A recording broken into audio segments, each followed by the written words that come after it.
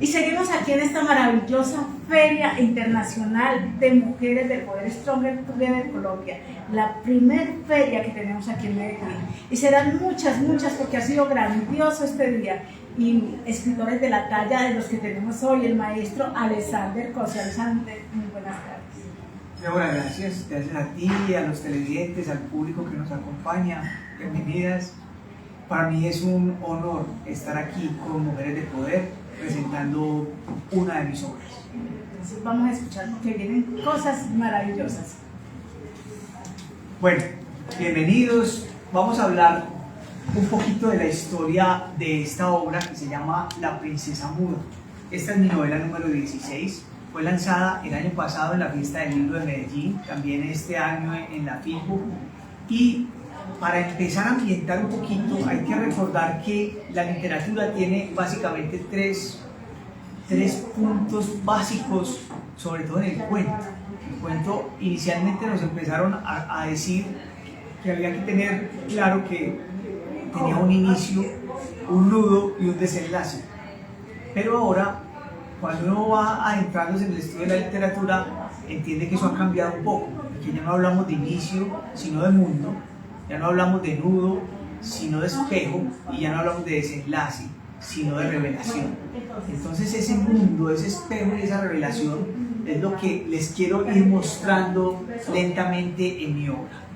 Vamos a empezar con ir entendiendo cómo es el mundo de la novela, en qué mundo se desenvuelve esa novela. Entonces les voy a poner un video muy corto para eso. Qué rico que vayan pensando en ese mundo, que ahorita les voy a preguntar un poco cómo lo perciben. Pero es que como sería la princesa.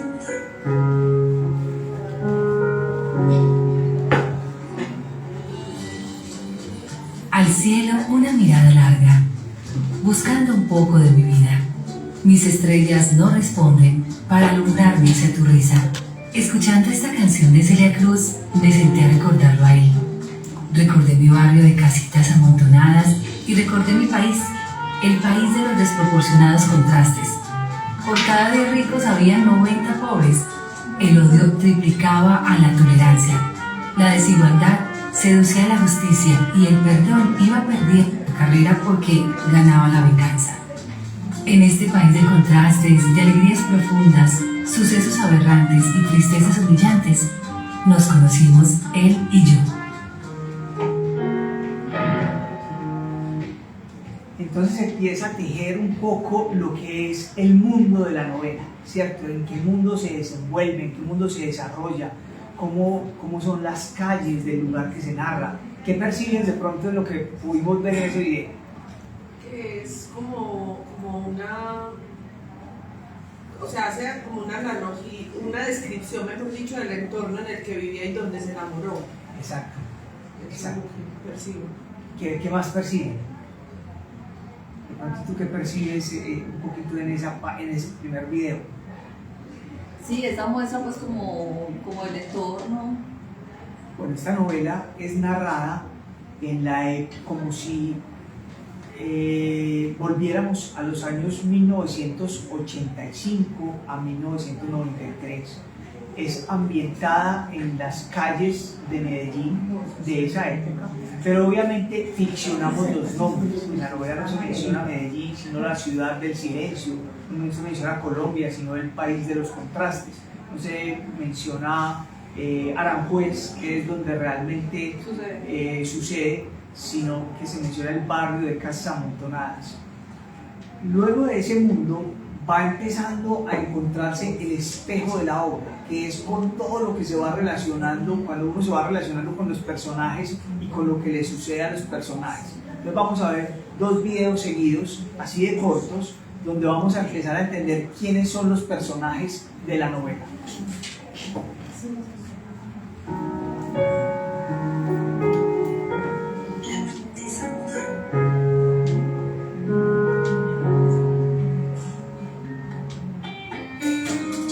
Quema tanto el frío cuando estoy a solas con mis recuerdos, que lo veo de nuevo como el primer día que lo vi de frente. Llegó silencioso a la biblioteca del barrio, separó unos libros y miró hacia las mesas. Todas estaban ocupadas. Se acercó a mí y me dijo susurrando: ¿puedo leer en esta mesa? Sí, le contesté. Leyó toda la tarde sin mirarme siquiera. Era muy alto, fornido y atlético, con el cabello tan negro como sus ojos y las manos tan bellas como sus labios. Cuando terminó de leer, me miró a los ojos y me dijo: chao, princesa, muchas gracias. Y salió sin dudar. Esta princesa se quedó muda. ¿Cómo me decía princesa si ni siquiera me había lanzado una mirada de coquetería? Así son los hombres, pensé. No más que nos sigue hablando un poco de ese espejo y de esos personajes.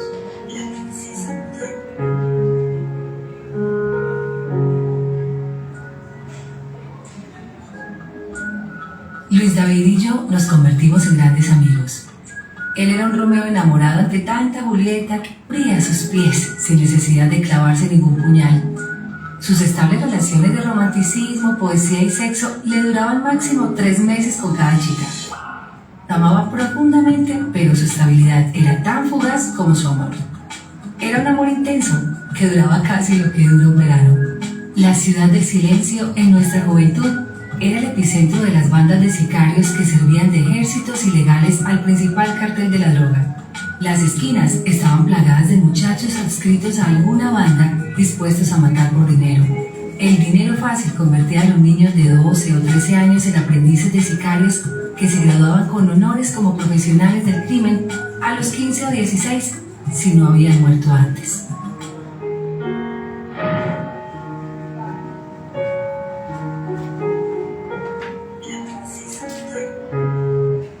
Bueno, ¿qué personajes percibieron ahí?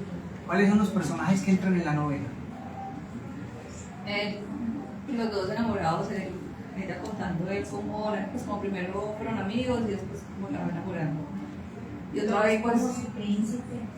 Como su príncipe azul. Romantizando la historia. Sí. Los muchachos de personajes, pues, Futuros sicarios. eso, futuros sicarios. Ya hay como la manera en que ellos tienen su primer encuentro, como se ve en ese primer encuentro. Sí. Bueno, yo me crié en Aranjuez, en esta época que narro en la novela. En ninguna parte menciono a Aranjuez en la novela porque yo quise contar la historia de una manera distinta. Yo creo que la historia hay que contarla desde las víctimas, entender desde la resiliencia de las víctimas y sobre todo de todas aquellas mujeres de poder que quedaron viudas, que fueron maltratadas, pero que salieron adelante con esa resiliencia en ese momento. Entonces, Leonor es una chica de 14 años en la época en la que se empieza a narrar el libro, que se enamora de Luis David, el poeta del barrio. Él tiene 16 años y ella se enamora perdidamente de él, pero él trata de no llevarla a nada sentimental con ella porque él sabe la vida que realmente vive. Porque con el tiempo y el trasegar de la novela, Leonor descubre que ese poeta que tanto ama es también el jefe de la banda de sicarios de paro. Entonces, toda esta historia nos va llevando por escenas románticas para ir ambientando lo que sucedía en aquella época, pero desde el pensamiento de la víctima, de todas esas personas que conocí, amigos que fueron buenos estudiantes, que hoy son grandes profesionales, niñas que siempre fueron cuidadas por su familia y que no lograron meterse en este mundo que de alguna manera nos amenazó a muchos. Y esa es la historia que me parece importante contar en mi obra, una historia de la gente que no se desvió, que a veces no nos desviamos no por valores de la familia ni por valientes, a veces no nos desviamos por cobardes, porque nos dio miedo, que veíamos que los pelados se metían a ser sicarios de la misma edad nuestra y con los mismos recursos, pero los mataban muy fácil. Entonces muchos por miedo no nos atrevimos a eso, afortunadamente, ¿cierto? Y hoy podemos contar una historia de resiliencia diferente.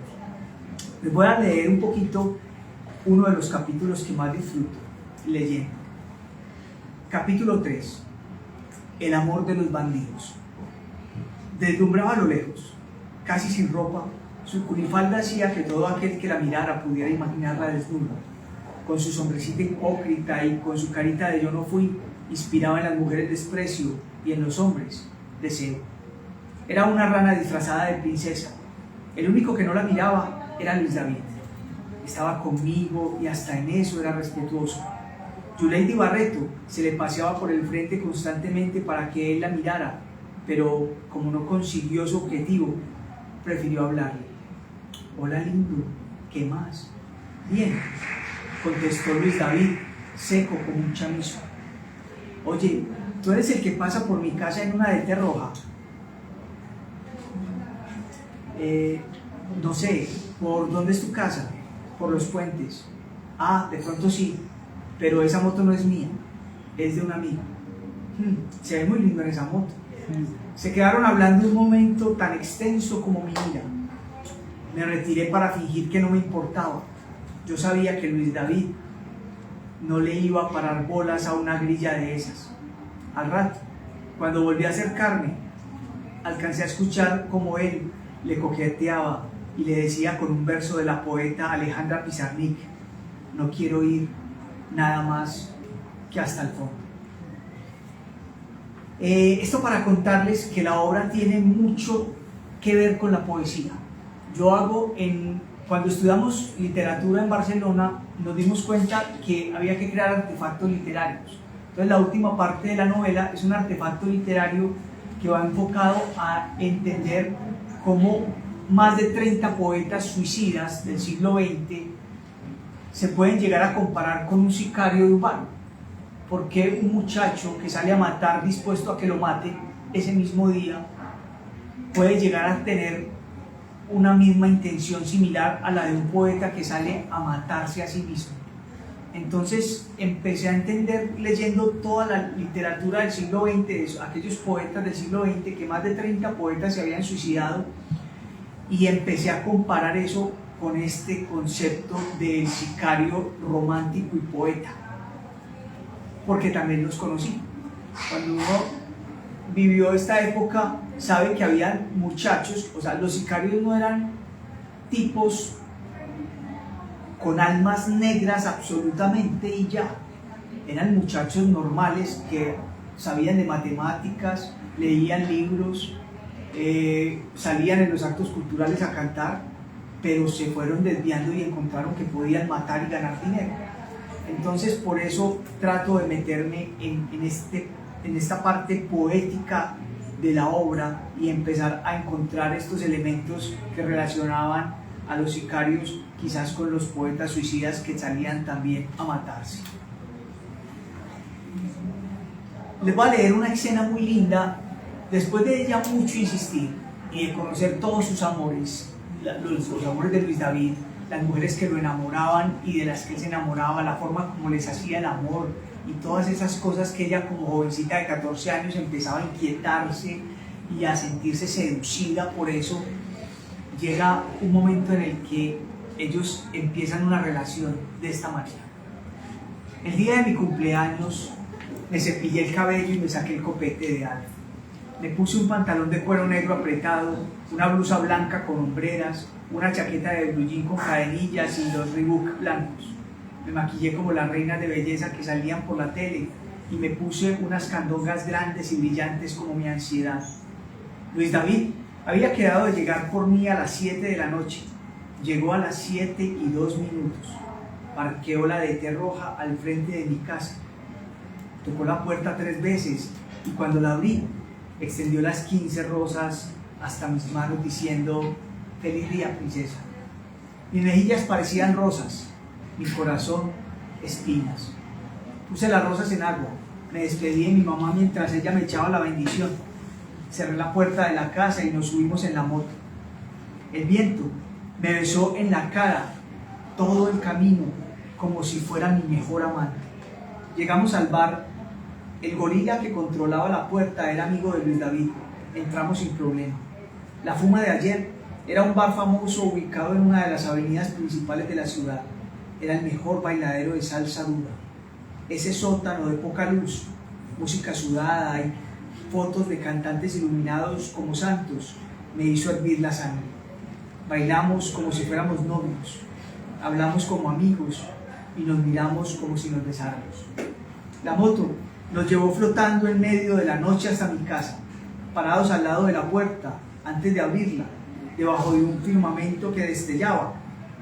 Luis David me acorraló entre la puerta y su cuerpo, tomó mis manos que se derretían, me miró a los ojos y me dijo en un susurro eterno: divina estrella de mis cielos, espero que no seas fugaz. Y me dio un beso que todavía me veo en los labios cuando me miro al espejo. Así entonces empiezan una relación, Luis David y Leonor, y empieza ya a vivirse un mundo donde ella empieza a descubrir las andanzas y la vida de ese poeta que tanto ama, descubriendo que en realidad era un sicario. Bueno, para cerrar, voy a leerles el prólogo que sobre la obra hace Víctor Gaviria.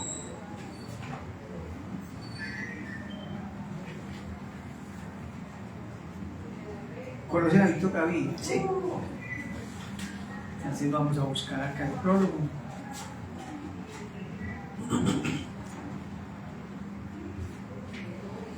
La princesa muda es una novela romántica ambientada en la época de los convulsionados años 80 en Colombia. Es como una especie de Romeo y Julieta, pero transportando la forma de expresar el amor y el odio a los tiempos modernos. Con ficción y algunos elementos confesionales, esta historia presenta momentos de la juventud del escritor vividos en uno de esos barriecitos de casas amontonadas en Medellín. Alexander Cosio decide ficcionar el país, la ciudad, el barrio, los nombres y muchos elementos en general, porque prefiere asumir una narrativa incluyente con una historia que podría haber sucedido en cualquier ciudad de Colombia o en cualquier país de América Latina. La historia es narrada por Leonor, la chica de 14 años que se enamora de Luis David y que solo después de 3 años de conocerlo y conocer su faceta de poeta conquistador, descubre que es uno de los integrantes de la banda Los Indomables, una de las bandas de sicarios más importantes al servicio de Luis Gomelo, el mandamás del narcotráfico en el país de los contrastes. Recordando su historia, Leonor narra en primera persona los momentos de su vida en la ciudad del silencio, los secretos que conoció de su Luis David, las alegrías y tristezas de aquella historia que marcó su existencia, con un tono evocador que se pasea entre el romanticismo, la crueldad, el humor y la seducción. Alexander Cosio construye un ritmo que genera el impacto y la velocidad con que las diferentes imágenes de la novela alcanzan al lector. Bienvenidos a estas páginas románticas y crueles en las que el autor busca en el lector su complicidad con Leonor, su inicial admiración por Luis David, la decepción al conocer el lado oscuro del joven poeta y su sorpresa al descifrar toda la verdad en las diferentes historias excéntricas o aberrantes de los misteriosos personajes. Esta es pues el prólogo de Víctor Gaviria, esta es la presentación de la novela. Concluyo diciendo que gracias a Mujeres de Poder por invitarme a esta feria y que Leonor es una mujer de poder, porque ella dentro de todo lo que vivió le tocó superar, no solo descubrir que el amor de su vida era un sicario, sino que también le tocó ver su muerte y vivir su muerte. Y después de eso ella narra esta historia cuando ya tiene 20 años. Desde sus 20 años es que nos empezó a contar que tenía 14 y todo lo que sucedió al conocerse. Pero realmente si leen la novela van a descubrir por qué Leonor es un verdadero ejemplo de una mujer resiliente de poder. Muchísimas gracias. No, qué bonito. Alex, estaba mirando estas imágenes, estaba mirando este barrio, este Medellín nuestro de esta época. Ahora tú preguntabas qué percibíamos, pero yo percibía ese romanticismo, esa nostalgia y sobre todo estas escenas tan duras que nos tocó vivir a cada uno de nuestros barrios, porque fue una cosa en general, tanto a los barrios altos como a los bajos, unos porque vivían en los barrios bajos y iban a hacer de pronto los daños en los altos, vivíamos las mismas circunstancias. Ese Alex escritor, ese Alex poeta, ese Alex empresario de esa época, porque uno nace, yo soy de las que pienso que se nace. ¿Quién eras tú en esa época? Mira, en 1986 yo era estudiante de bachillerato en el Gilberto Alzate Avendaño, uno de los colegios afectados por ese fenómeno de las bandas de sicarios, porque muchos de los chicos que estudiaron con nosotros se fueron desviando hacia una de las bandas que quedaba muy cerca en Aranjuez. Siempre soñé con ser escritor. Yo escribía poesía desde los 12 años y pensé que era muy fácil realizar mi sueño.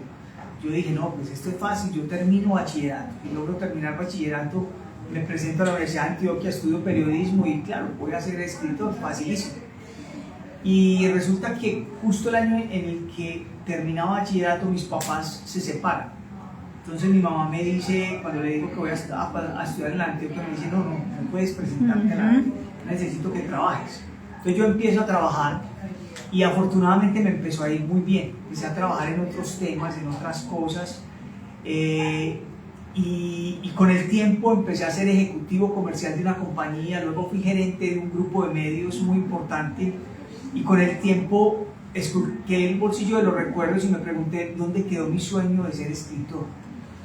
Y eso es lo que narro en esta obra, Me niego a morir, porque negarse a morir es negarse a que tus sueños mueran. Nunca es tarde para retomar un sueño. Entonces, cuando yo más o menos a los 40 años descubro que mi sueño, el sueño de mi vida era haber sido escritor y que me desvié por otro camino muy bien y que económicamente me fue bien, pero que no cumplí mi sueño, yo renuncio a todo, renuncio a un cargo muy importante que tenía en los medios de comunicación y me voy a vivir a Barcelona a estudiar literatura. Vivo 2 años allá, recupero mi sueño de ser escritor y empiezo a entender que la vida, la felicidad no depende de un gran salario, ni de un gran cargo, ni del estatus que ostentes en una sociedad. La felicidad depende de que tú adentro te sientas cómodo con lo que estás haciendo y que esa comodidad tenga mucho que ver con tranquilidad. Si tú eres tranquilo y feliz en lo que estás haciendo, así sea encerrado en una universidad, así sea cogiendo un bus y no andando en tu carro último modelo como lo hiciste en otro carro, pero sí montar en bus, en taxi, ir a una feria de libros te hace feliz, debes hacer eso. Es lo que invito en mi novela Me niego a morir. Excelente. ¿Alguna pregunta, niñas? Erika. Yo tengo una pregunta. Esa inspiración que se ve en el libro frente a los personajes, a Leonor y a David, ¿fue algo que en realidad sucedió o fue simplemente como para que la novela tuviera como un curso pues como más normal? Qué buena pregunta. Yo realmente advierto mucho en la novela que es una mezcla de realidad y ficción. Entonces sucedieron muchas cosas, pero quizás no con el mismo personaje. Yo lo que hago realmente es una colcha de retazos de experiencias que vi vivir a muchos amigos o vecinos y las empiezo a poner en un solo personaje. Entonces ustedes van a leer historias como la de Jenny o como la de la flaca Marcela y son historias que unen varias historias que yo conocí en aquella época, ¿cierto? Pero no es necesariamente que lo que dice Leonor que vivió lo haya vivido Leonor, casi que lo que vivió Leonor es porque yo lo vi en Leonor, en Marcela, en Paula, en Claudia y en Carolina. Entonces yo todo eso lo trato de llevar a un personaje, ¿cierto? Los temas de cómo uno de mis inspiradoras me muestra cómo era su círculo familiar, pero quizás la otra me muestra una situación dura que tuvo frente a una violación y la otra me muestra que le mataron al papá y yo todo eso lo llevo a una sola persona. Entonces realmente es una colcha de retazos con la que yo trato de tejer la personalidad de cada uno de mis protagonistas. Gracias. Bueno, Alex, te están viendo desde Argentina, la maestra Noemí Alarcón, el maestro Armando Alvarado desde México. Les mandamos un abrazo, decirle que los esperamos con los brazos abiertos para que ustedes sean los siguientes ponentes aquí en esta segunda Feria de Mujeres de Poder Colombia. Aquí los estamos esperando. Un saludo. Bueno, un saludo para ustedes, los sentimos cerca a través de la tecnología. Bueno, ¿alguna otra pregunta? Bueno, agradecerte y quedamos pero enamoradas de saber qué pasó con toda esta historia, Alice. Bueno, la Princesa Muda y mis obras están en todas las librerías del país a través de la editorial Sin Fronteras. Los invitamos a adquirirlas y de una vez, si quieren, los invito al lanzamiento de mi próxima novela en la Fiesta del Libro el próximo 18 de septiembre, jueves, a las 6 de la tarde en el Jardín Botánico. Qué rico. ¿Y tus redes sociales? Alexander Cosio, el escritor. Muchísimas gracias por aceptar y creer, A Alice. ustedes.